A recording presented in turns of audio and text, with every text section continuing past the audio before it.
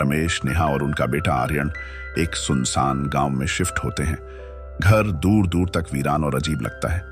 गांव वालों ने उन्हें चेतावनी दी थी कि यह घर मौत का बसेरा है, लेकिन रमेश ने इसे अंधविश्वास मानकर अनदेखा कर दिया। नेहा को घर के दरवाजे पर खून के धब्बे और टूटे हुए ताले देखकर घबराहट होती है। पहली रात नेहा को खिड़की के पास किसी के चलने की आवाज सुनाई देती है। वह झांक कर देखती है, लेकिन सिर्फ अंधेरा दिखता है।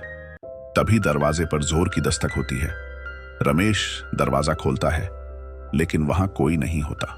नेहा और रमेश को आधी रात में घर के भीतर एक बच्ची के रोने की आवाज सुनाई देती है।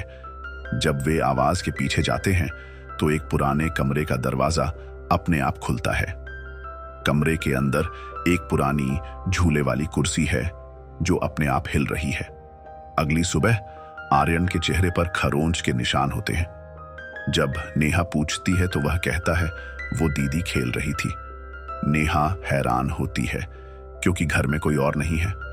नेहा गांव के एक बूढ़े से मिलती है जो बताता है कि इस घर में पहले एक परिवार मरा था। उनकी बेटी जो पागल थी ने सबको मार डाला था और फिर खुद आत्महत्या कर ली थी। उसकी आत्मा अब भी बच्चों को अपने वश में कर लेती है।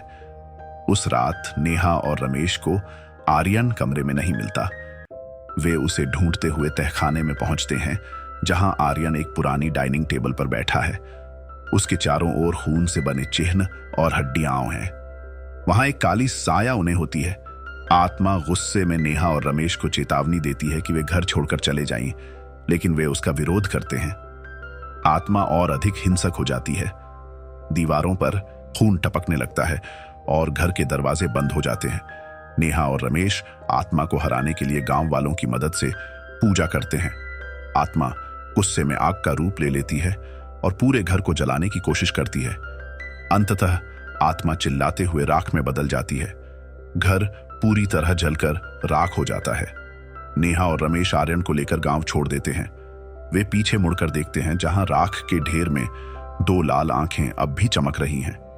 अंत में एक नए परिवार को उसी जमीन पर घर बनाते हुए दिखाया जाता है।